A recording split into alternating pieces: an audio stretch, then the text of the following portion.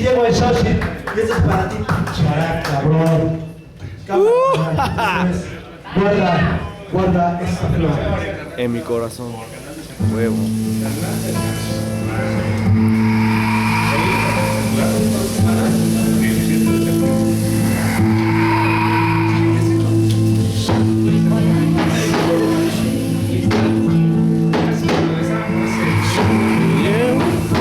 Yo no.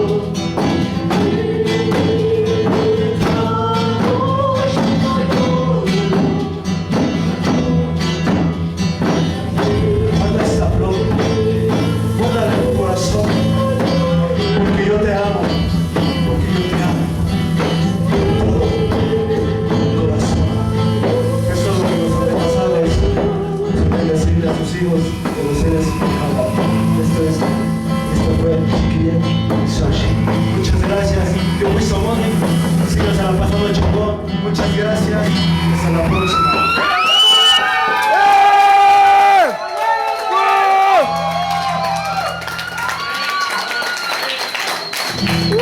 La banda que estuvo aquí presente, muchas gracias.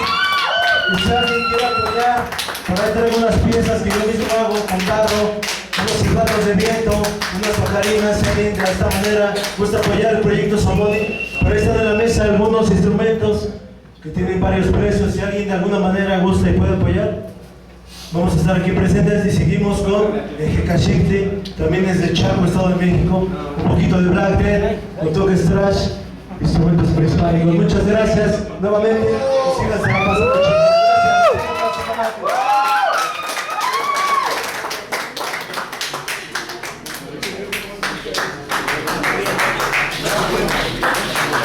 Ah, huevo.